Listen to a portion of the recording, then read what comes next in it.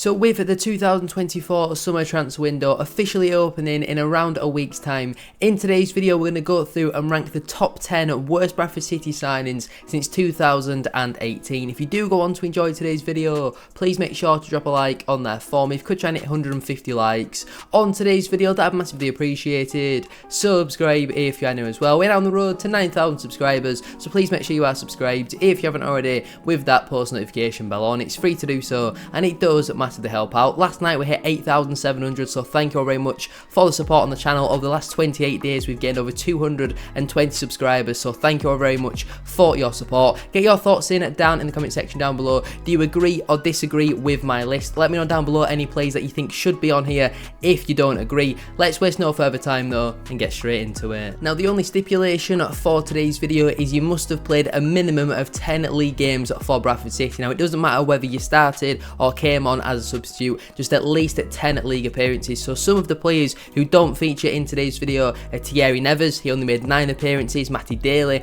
only made 8 appearances, Tom Elliott only made 7 league appearances, Nathan Delfonso made 6 and Joe Riley also made 6 as well. Now I've not taken any transfers from the January 2018 transfer window, it's just from the summer onwards. Obviously that was the start of a massive decline at Bradford City. You could maybe argue it started a few seasons before that, but obviously the 18-19 season was the year that we got relegated. We're now going ahead into 2024-25, still in League 2 in an absolutely horrendous position. But let's waste no further time and get into player number 10. In at 10th position then we have Kelvin Mellor. We signed him on a 2-year contract following his release from Blackpool, and on paper it looked like a pretty solid signing, but goodness me, he was absolutely awful for us. Over his 2 seasons he made 20 league appearances in the 18-19 season in League 1, then 25 league appearances in the 19-20 season in League 2. Now in that League 1 season he played for the majority of the first half of the campaign. Eventually Paul Caddis came in and basically displaced him. When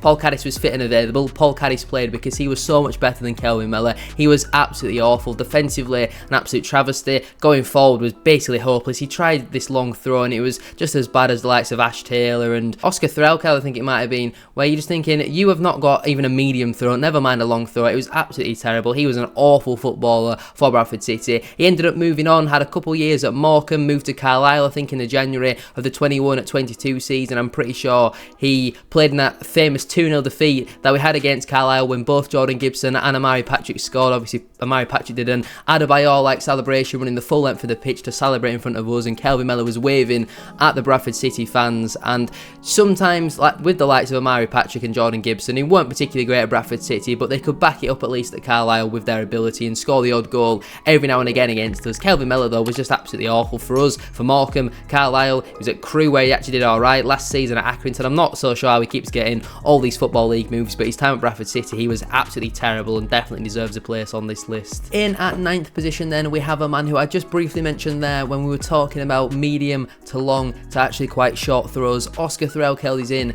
at position at number 9. He signed a 2-year contract under Derek Adams following his release from Salford City, and on paper looked like a really good signing, was unbelievable in pre-season, came off I think at half-time in the opening day of the season away at Exeter. He played a decent amount of times in that first season under Derek Adams. I think he made 22 league appearances in total, but was terrible, was absolutely awful when he came back from injury, constantly out of position, getting skinned, couldn't defend, and was awful on the ball. His passing ability was tragic. In his second year at the football club he went out on loan to Oldham for the first half of the season and suffered quite a serious injury there, so he came back in January after just 8 appearances. Last season signed for Morecambe and made just the 2 appearances, and I think now he's signed for Torquay, I think I want to say, in the National League South. So just goes to show how terribly his career has fallen off really, and it all came from his time at Bradford City where he just looked completely lost at times. He was absolutely terrible defensively, so bad. Every time you'd have not even a half decent winger, just any winger really in League 2 come up against him, if they got 1v1 you knew they were going to get past him because he was terrible. And I felt sorry for the likes of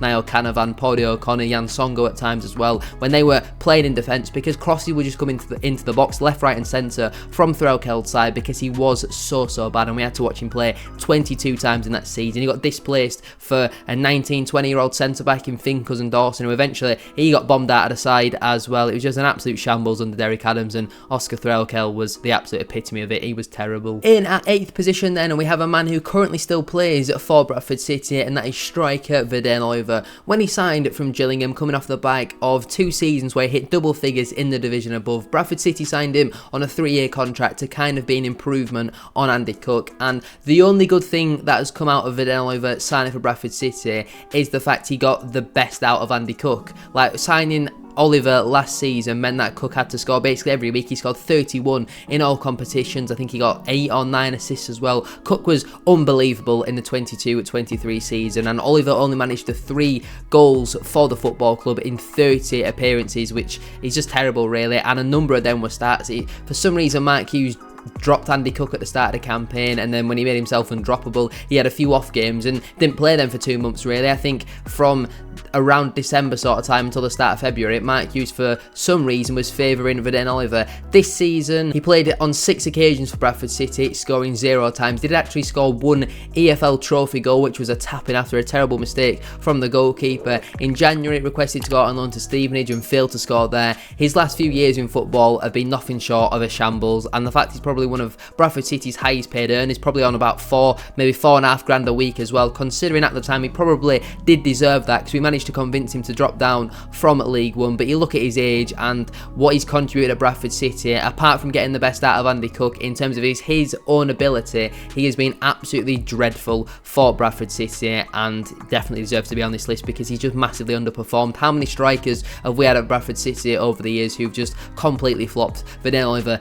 definitely one of them, and definitely deserves to be on this list. In at number 7 then, we have another striker who came to Bradford City and everybody thought would be terrible and was terrible. Matt Derbyshire. For some reason in January 2023, Mark Hughes decided to give him an 18-month contract. I mean, absolute shambles from Mark Hughes. Derbyshire came in, and if it was on a 6-year deal, a 6-month deal, and he scores that goal away at Stevenage, absolute world, he scores that goal in the playoffs against Carlisle, he probably doesn't go down as that bad of a signing. But the fact we gave him a longer term contract when he was, what, 36, 37 at the time, just never made any sense. I think he only made 4 or 5 starts for Bradford City, and in the majority of them games was terrible. I think made 1 or 2 starts this season in the league and was useless, to be honest with you.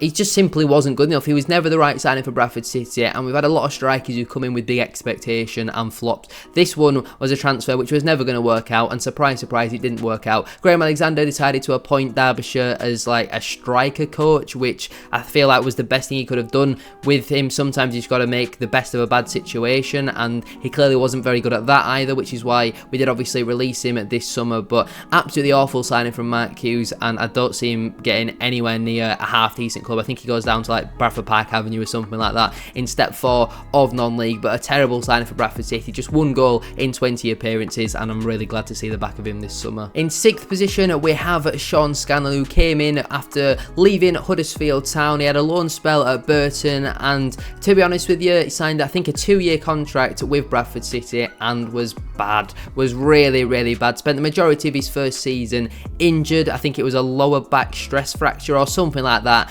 and I think he's come out since he's gone to Hornchurch and basically said he didn't look after himself and his body when he was younger, and that is the reason why he is now paying the consequences for that. And you look at his last few years, I don't have any statistics from the season just gone by, but before that, 2 appearances, 12 appearances, 11, 8, 5. Since 2018, he hasn't played more than double figures in the Football League in terms of appearances, which just tells you how injury prone he is. And when he came in from Huddersfield, everyone thought this is the signing that he's going to get us out of League One. It did get us out of League One, just into League Two. Certainly not what we were looking for. And the fact he spent the majority of it injured, only scored 1 goal for Bradford City. I think that was in a 3-0 win at home to Oldham, right at the start of Gary Bowyer's first full season as Bradford City manager, and just an absolutely awful signing. One again that came in with big expectations and just simply didn't work out. But I look at his whole career, he's never really been a goal scorer, in fairness. Even when he was in, the Championship with Crystal Palace, the most goals he scored was 4 in 37 appearances. He got 4 goals in 42 appearances at Huddersfield. He's never really scored goals throughout his whole career. Just 25 career goals according to Wikipedia, only 1 of them at Bradford City, and he was a terrible signing for us. Before we go any further though with today's video, please make sure to drop a like on there for me. If you could try and hit 150 likes, as I said at the start of today's video, that would be massively appreciated. appreciated.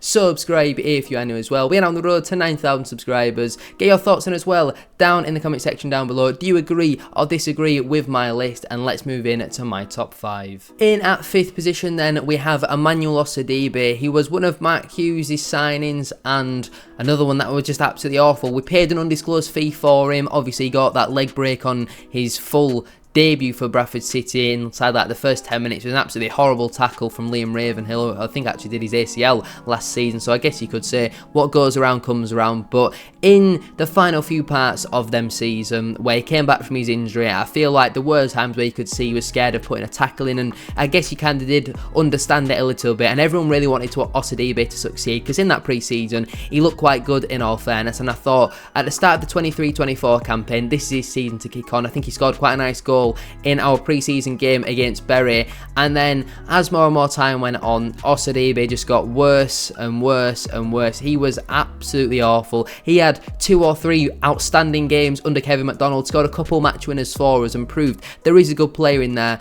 but he spent more time being a clown and trying to entertain people rather than being able to actually control the football. The amount of times he'd try and just literally control the football and it would end up bouncing off of him, going straight out of play. His first touch is awful.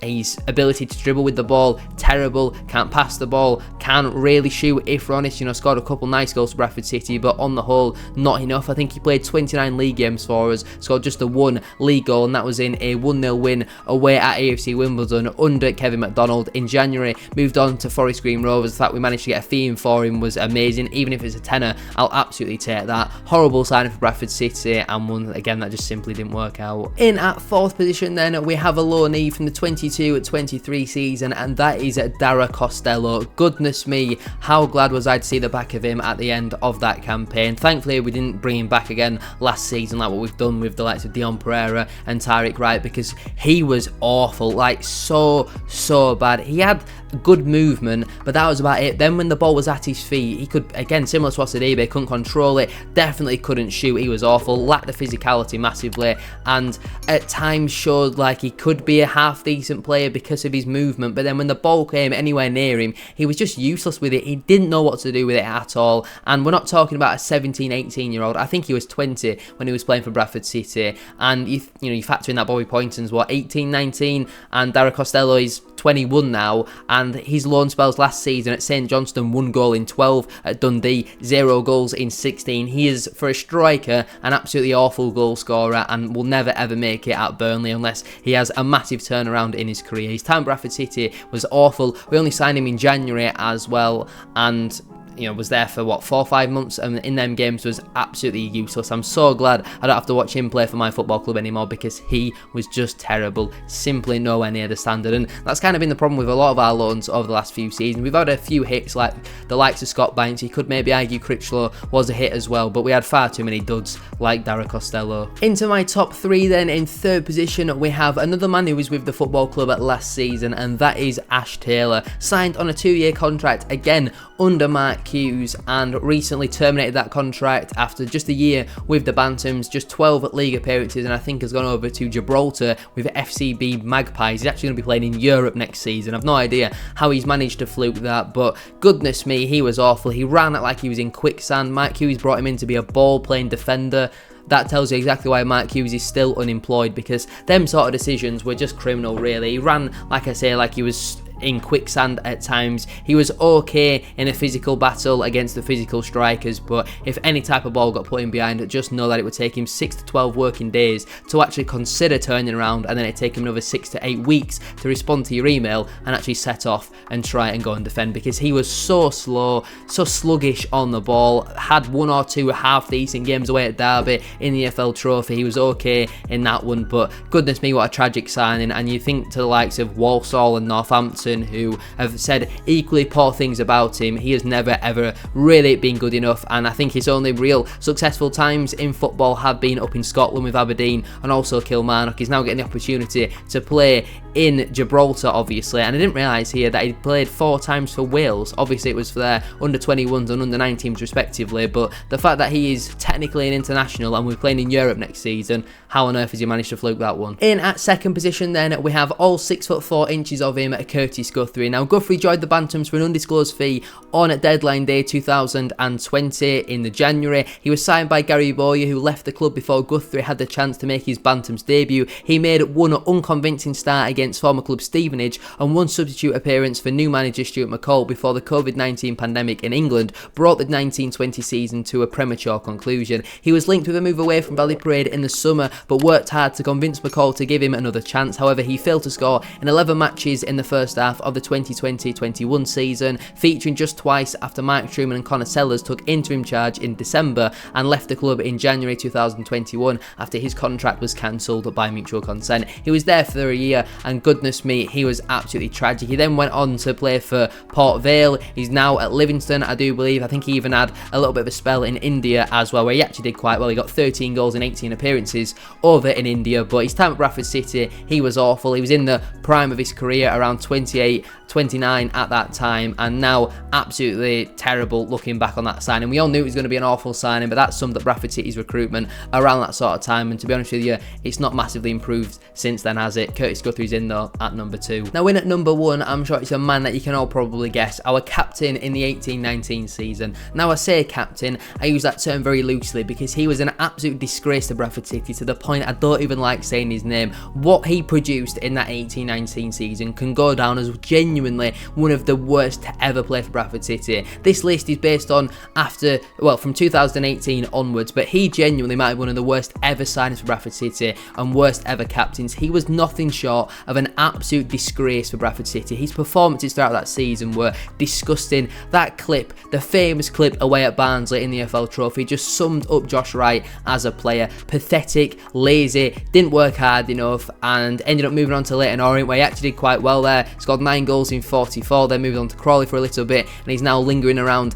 in non-league as well. I think he's 34, 35 years of age. Never really made it as a professional footballer, to be fair, after his time with Gillingham, which is all the way back in 2015 to 2017, but his time at Bradford City was nothing short of an absolute disgrace, an absolute pathetic footballer, and I genuinely wish him nothing but the worst. Again, somehow managed to play quite a lot for England. He made 4 appearances for the under-16s, 9 for the under-17s, 1 for the under-18s, and 4 for the under-19s. I think if, that were the sort of talent we're producing around them sort of times, it's crazy to see how well we're actually doing at this moment, to be honest with you. But Josh Wright, an absolute shambles of a signing for Bradford City, and nothing short of a disgrace. Absolute vermin, that man. Well, there we have it then. There are, in my opinion, the top 10 worst signings Bradford City have made since the summer of 2018. Some honourable nominations go to the likes of Abawisa, Theo Robinson, Ho Pakpan, Austin Samuels, Chris Taylor, Fika Keller, and also Dylan Motley-Henry. If you want to know why I haven't put them in the video, then let me know your thoughts down in the comment section down below.